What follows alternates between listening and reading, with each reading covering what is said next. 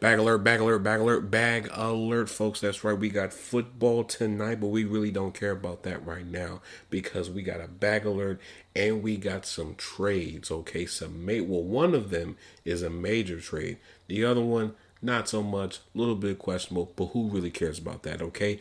D-Hop goes to Kansas City. That's right. D-Hop, DeAndre Hopkins, goes to Kansas City.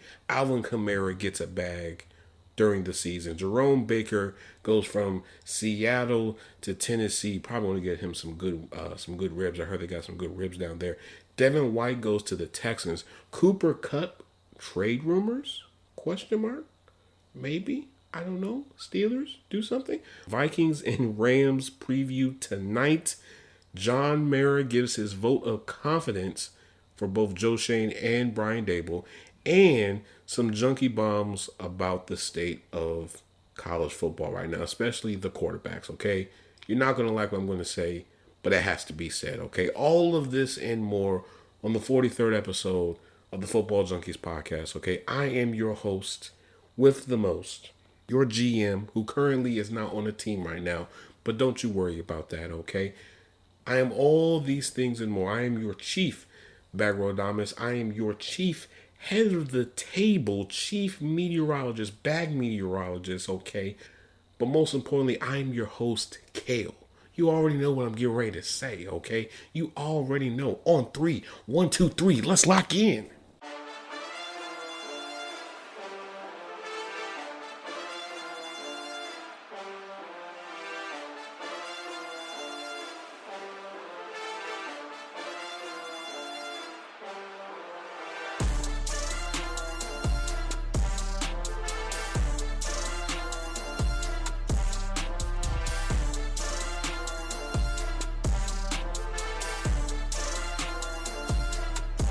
All right, folks, let's get into the meat and potatoes of everything that's going on in the league right now. I'm going to try to keep this episode fairly short since the other episode was an hour long, so maybe it'll work, maybe it doesn't work. Most of the times it don't work. Who cares? But let's get into this bag alert, okay? Alvin Kamara gets paid during the season, okay? This was a shocker. This was a curveball, okay? He gets a 2-year, $24.5 million deal. He'll be making $12.2 million a year, okay? Now, when you look at his stats last year, 180 attempts for 694 rushing yards, 3.9 yards per carry, 5 touchdowns, and 15 rushes of 10-plus yards or more. Let's be real here, folks. Alvin Kamara has definitely been one of their most consistent offensive weapons since coming into the league, okay? You are talking about one of the most balanced running backs in the league, okay? You're talking about somebody who is just as good of a runner as well as a pass catcher, in the backfield. He can do it all. Like, he's definitely been a key piece in all of this. And, with him looming and possibly being a free agent after this season, you want to make sure that you want to try to prevent that from happening, okay? Because there are some teams that would be willing to give $12 to $13 million a year for Alvin Kamara just because of what he brings to the table. Because originally, let's remember here, folks, during the summer, there was a little bit of a mini holdout that, he was trying to look for more money and they wasn't trying to budge. But now I think they've come to the realization that, hey, it's time we lock up our guy. Because, again, he's one of the best. He's one of the most consistent. He always plays, and he shows up. He showed up. He has shown up every single time. When they need him the most, Alvin Kamara is there, and he always delivers. So congratulations to him on getting his bag. Now, let's get into these trades. Let's get into the most important one, and then we'll get into the one that really doesn't matter the most, okay? So D-Hop, former Titans, Texans, and Cardinals, now Chiefs, receiver D-Hop has been traded from the Titans to the Chiefs. Okay, so this is the breakdown and everything. Okay, so the Titans receive a 2025 conditional 5th round pick that can turn into a 4th round pick if D-Hop makes it to the Super Bowl and he plays 60 of his snaps. The Titans also agreed to pay $2.5 million of his contract before shipping him off to Kansas City. So when we look at this, it was definitely expected. This was definitely a move that was definitely going to happen, either now or after Sunday, simply because the Chiefs need a receiver. They need receiver help bad. And what did the GM say? Help is on the way. Help is on the way. Don't you worry. Help is on the way. And they delivered. Let's be real here, folks.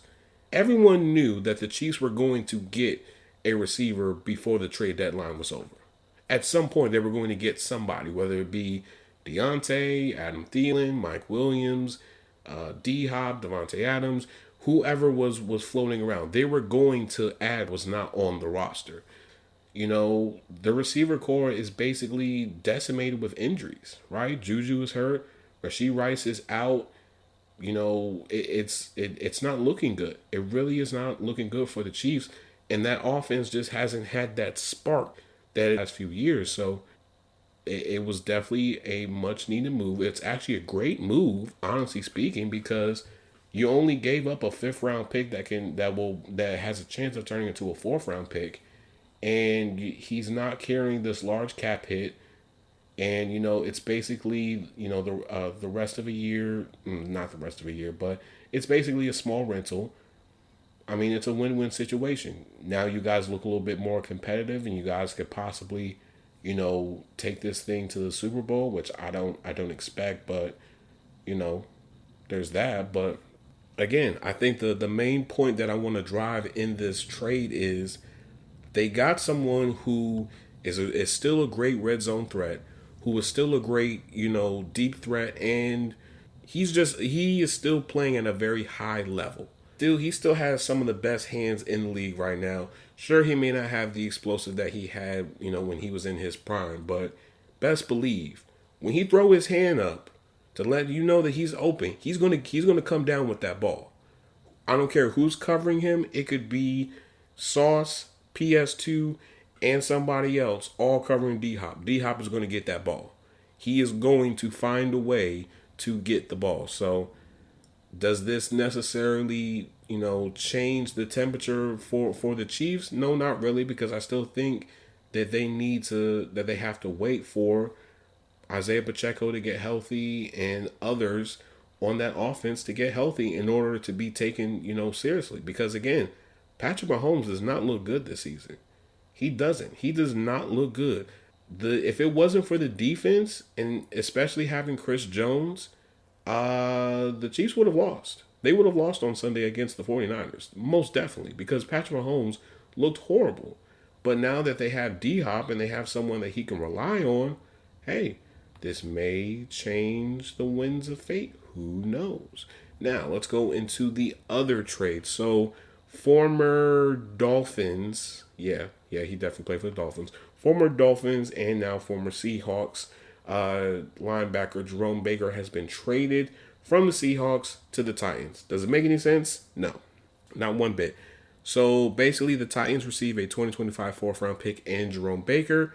The Seahawks receive Ernest Jones. Now, I don't understand why they made this trade. I don't understand why they made this move. Maybe they wanted to try to maybe get somewhat of a quote-unquote upgrade. Maybe. I don't know. It definitely doesn't make any sense. It's definitely a head-scratcher if we're being real here. Simply because, they traded for Ernest Jones not too long ago. So why are you Jerome Baker? I don't know. I'm not in these front offices. I just report what's going on. Does it make any sense? But who cares, honestly, if we're being real here. Now, let's get into another free agent, another major thing that has occurred. Devin White is going to the Texans. Yeah. Devin White is going to the Texans. So basically, the Texans linebacker room has been decimated with injuries. Christian Harris is still on IR with a calf injury. Henry Tutu is still in concussion protocol. Aziz Al-Shair still has a knee injury. So, they definitely needed to bring in somebody just to, keep things afloat. And the best option is Devin White. Now, granted, do I feel like Devin White, do I feel like Devin White shouldn't have been a free agent? For sure. I feel like the Eagles missed out on using someone like a Devin White because they need someone like a Devin White because he's still a good rangy, coverage linebacker. He still is. So I just don't understand why in the world you wouldn't want to use Devin White, but on to greener pastures. If now we do have to talk about the the biggest news that everybody, especially Steelers fans, have been raving about since the news came out. So according to Diana Rossini from the Athletic, she reported, I think, a few days ago, basically stating that Cooper Kupp is available. He's available for trade. And when I first got the news, I was just like, maybe I don't know. It seems a little bit too good to be true. But as time went by, it was just like, yeah, that actually sounds like a really good situation and a really good option for the Steelers.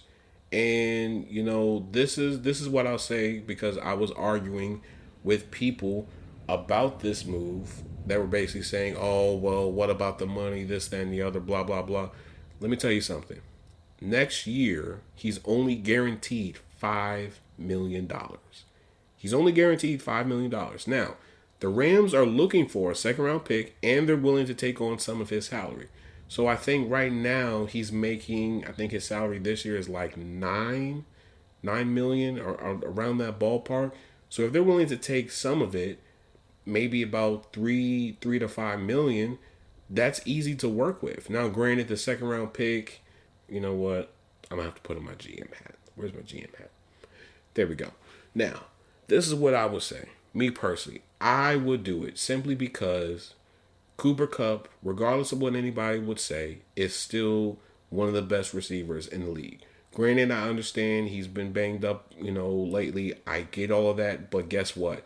When he is on that field, he is one of the best receivers in the league. I will continue to say that, and I will continue to beat on the table and say, because again, Cooper Kupp has that both inside and outside versatility. He's a really good blocker. He doesn't bring all this drama, with you. He's just a blue collar, put your head down, get to work type of receiver. And that's what a lot of teams need, especially for the Steelers. If I'm the Steelers, I'm picking up the phone and I'm giving them exactly what they want. I'm doing it. And this is what I will say. And I'm going to be very honest here. For just a quick moment, you're going to hear a little bit of my fandom. Omar, you have to get this done. You have to get this done simply because the time now, if you really want to maximize this year, if you really want to see where the team is, you have to somewhat be all in. Now, I'm not saying you have to get rid of all your draft picks and, destroy your cap space for players. I'm not saying that. But listen, you got a little bit of a spark on Sunday. You want to keep on building off of that spark. You want to turn that spark into a full-blown wildfire. You want that simply because if you add Cooper Kupp, that's an instant upgrade to the offense. You basically have somebody that's going to take a lot of attention away, which then opens up the field for other players like George Pickens, Calvin Austin, Pat Freiermuth, and company. I'm just saying, I understand that you want to wait and play it safe and whatnot. You can't play it safe with this. You can't. You whiffed on Brandon Ayuk. You wasn't able to get Devontae Adams. I don't know what's going on with the whole Mike Williams situation. You have to get a receiver if you want to be serious. If you want to do more than just win just one playoff game, if you really want to make a run, you have to do this. Because guess what? If you don't do this, there's going to be another team that's going to be lurking, that's going to be a little bit more aggressive and get Cooper Kupp. And then guess what? Then you're going to be ass out, and then you're going to be saying, well, we tried to do the best that we could, but we were just trying to be patient. No, forget about being patient. Patient doesn't get you anything. What patient gets you is the end of your season while everybody else's season is still going on. Let's be let's be real here. We still haven't forgot about how you whiffed on Deontay Johnson. We still haven't forgot about that. If you trade for Cooper Kupp, you make things right. Once again, you're back in the good graces. Because right now, the stain that is on Omar Khan's, track record right now is the Deontay Johnson trade. Now, granted, I understand that he did it because Deontay Johnson was causing a little bit of riffraff, and he was being a little bit more public about his views and opinions about the lack of quarterback play. I get all of that. But you solved one problem. Well, you somewhat solved one problem to create another. That's essentially what you did. And now you're trying to rewrite this wrong, and it hasn't gotten you anywhere. It hasn't. You were too patient with the Brandon Ayuk situation. What happened? That blew up in your face. You've had multiple opportunities to get a receiver. And you've been, quote unquote, too patient. You cannot do it because guess what?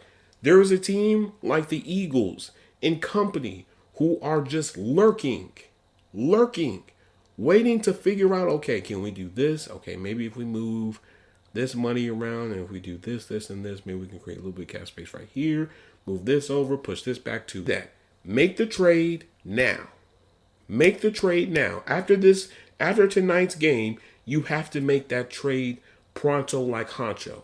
Because if you don't, and if you whiff on this, people are going to come at you. People are going to be very critical at you. Because why?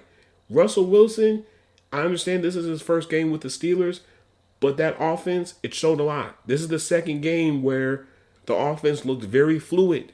You want to keep on building off of this. You want to. The defense is playing, they're playing like their head is on fire.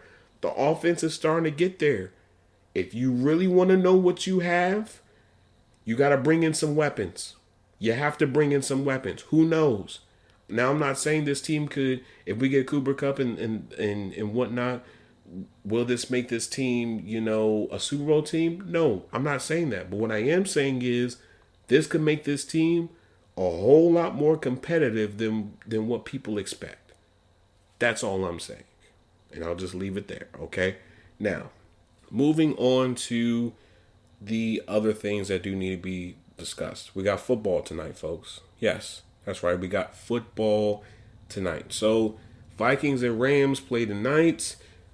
Honestly, I feel like a lot is on the line for both, mainly for the Rams than it is for the Vikings. And I'll get into that in a little bit. But these are just a few junkie nuggets that I have, wrote down and whatnot. So this is what I'll say. So the Vikings are coming off a loss to the Lions, of course, 29-31. The Rams are coming off a W against the Raiders, which is cool. There is optimism that both Puka Nacua and Cooper Kupp will play tonight, which is definitely some big news. And in all 6 games, Matthew Stafford has thrown for less than 2 touchdowns this season. Now, this is what I will say. The Rams' offense has not looked good since Puka and Cooper Kupp has been out. It has not. And, this is a very important game for the Rams. Because this game is going to determine if there's going to be a fire sale or if there's hope. That's big. They're at a crossroads right now. And they're trying to figure out exactly, what exactly do they want to do moving forward. Because I guarantee you, if the Rams win tonight's game, it'll calm down the trade rumors for Cooper Kupp. It will. Now, I'm not saying it will completely extinguish it, but it will definitely tamp it down just a little bit. But if the Rams lose tonight, it's gonna heighten up those trade rumors, and you'll probably see a quicker turnover, of a trade happening for Cooper a little bit longer and whatnot. Because remember, the trade deadline got pushed back by a week, so next week is the last full week of observing and figuring out what teams want to do moving forward, right? And you know what? I think I'm gonna explain more of that in another episode. I think I need to do that just so we can break things down, because there is a bigger topic that needs to be discussed with that. And yeah, I'll just leave it at that. But for me, what I am expecting tonight is basically a game where the Vikings are going to be aggressive. They're going to be aggressive. They're going to be, they're going to show, they're going to bounce back, and they're going to continue to be dominant. Granted, it was a very close game. It was still anybody's game with their game against the Lions. But if they want to get back on straight street, if they want to get back into the W column, this is the night. This is the night. This is the team. All those different types of things. Okay, for that Vikings defense, they're going to do their thing. They're going to impose. They're going to try to impose their will on that Rams offense, because again, the Rams offense it hasn't been as productive, and granted that a lot of that has to do with injuries and whatnot, but are they going to continue and keep that they had when they won the Super Bowl, or are they going to start taking calls for certain people, stock up their draft picks, and then just build through the draft? That's just how I look at it. Now I could definitely be wrong. Now, on to the one of the last things. Wow, we're only at 20 minutes. Oh wow. I told you guys this episode is going to be fairly short, because I don't want to try to give you guys these long, like super long episodes. I want to try to give you a mix of long episodes and short episodes, just so you guys can have a mixed bag of everything. So last night, yesterday afternoon / night, basically John Mara, went public, and somebody asked him about, will he be firing both Brian Daboll and Joe Schoen? And basically he, to sum things up, basically said that he is going to be more patient than what he has in recent years and give them time to show them, that they can turn things around, which that's perfectly fine. But I think my gripe is, I think at this point, Joe Schoen has to show John Mara, the owner of the Giants, exactly what is his plan moving forward. Because there needs to be a plan, because the offense is lackluster. The offense is lacking of talent. And you took away one of the most important key pieces of the offense because you decided that you didn't want to pay him. On top of that, you decided that you wanted to keep Daniel Jones instead of possibly drafting, the quarterback for the future. Because let's be real here, Daniel Jones does not look good.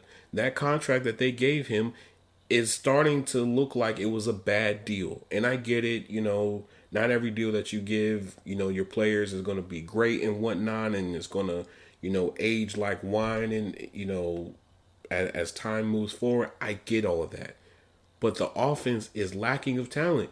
Malik Neighbors is literally their best offensive weapon. And he's only one person. He's only one person. I'm not saying that, you have to, blow a whole bag on the offense, but, you didn't help yourself by not trying to keep Saquon. The tone in the way that he was basically, talking to Saquon, he basically was talking himself out of re-signing Saquon. Even though Saquon said, hey, I want to be here. I've told you multiple times, I would like to be a Giant. And you decided that you were not going to pay Saquon, and basically said, well, there's no need to pay a running back that much amount of money. Well, I beg to differ, sir.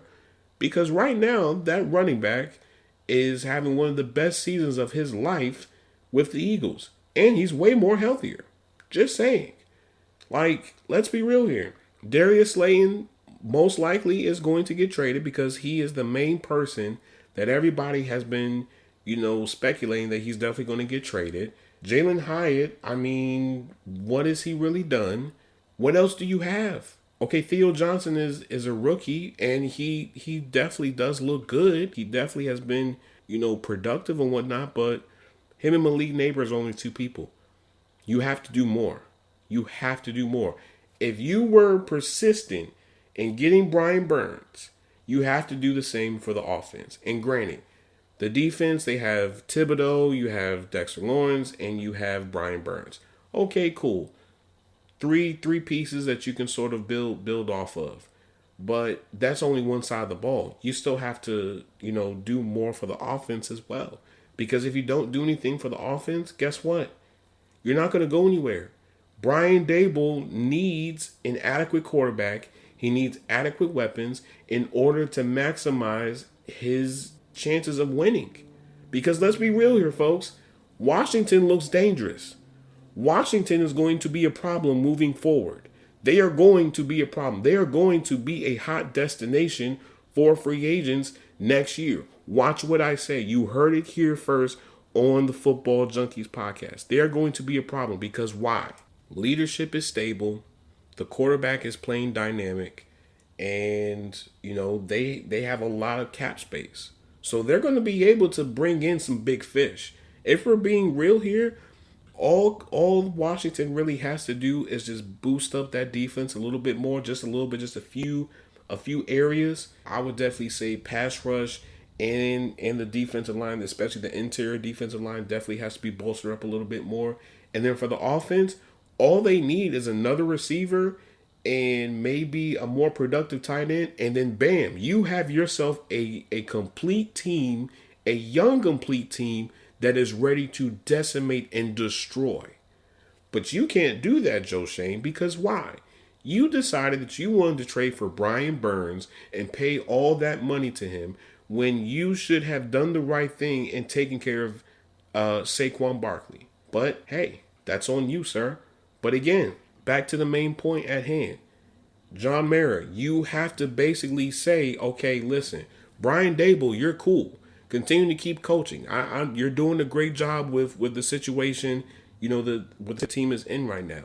For Joe Schoen, I need to see at least a 5 to 15 point plan of exactly, okay, we're going to address these positions in free agency.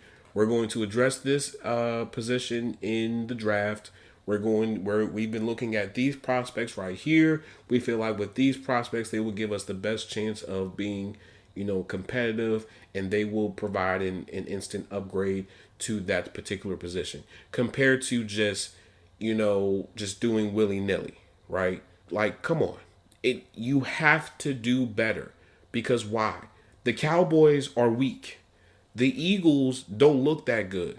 This is the time now where you have to really build yourself up.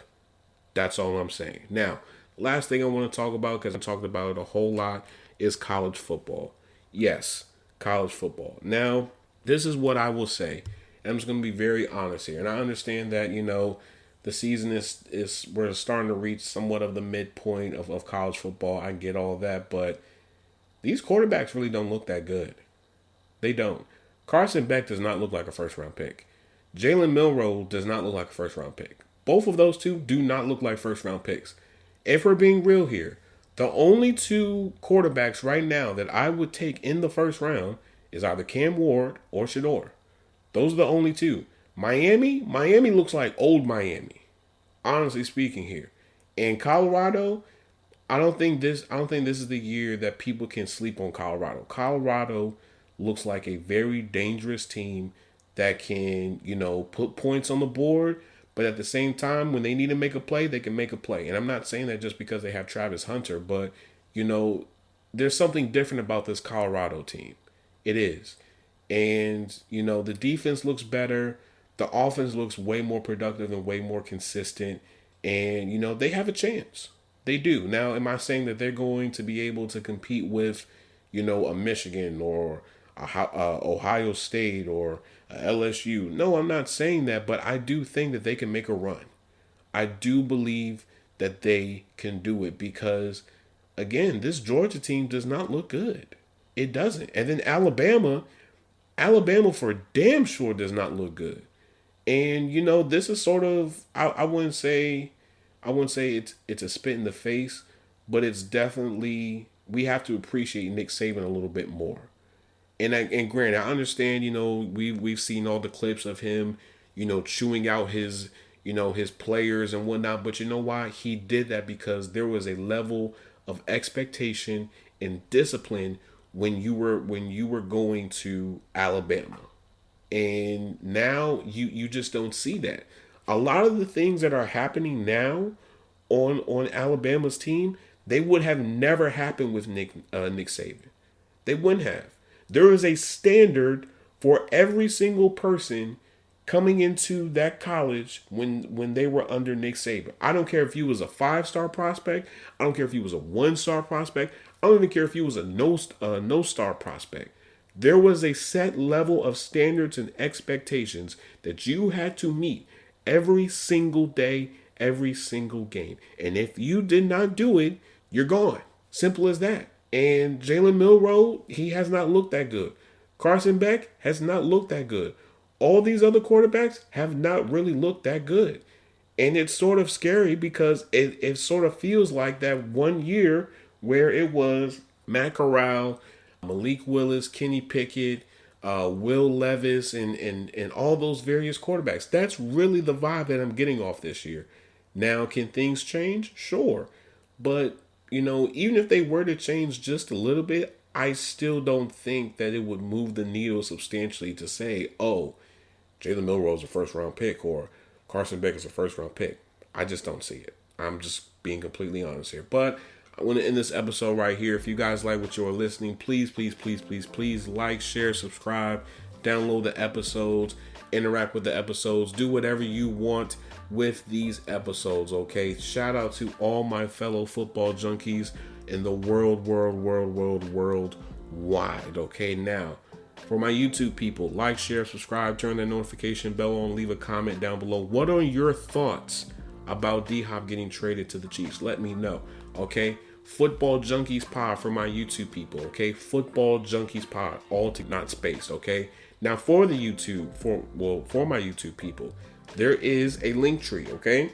You click on the link tree, it will take you to all the other places that you can listen to the podcast, whether that be on Spotify, Apple Podcasts, RSS feed, wherever, okay? Even TikTok.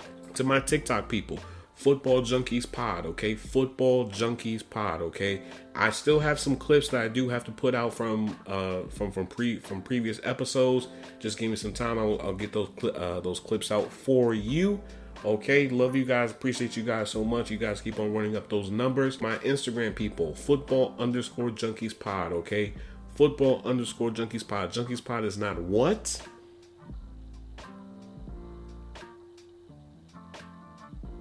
It is together, not spaced. It is together, not spaced. As always, I hope I gave you guys the fix that you guys need. I love you guys. I appreciate you guys. Who knows? There might be another episode coming your way. Stay tuned. Peace and love. I'm out.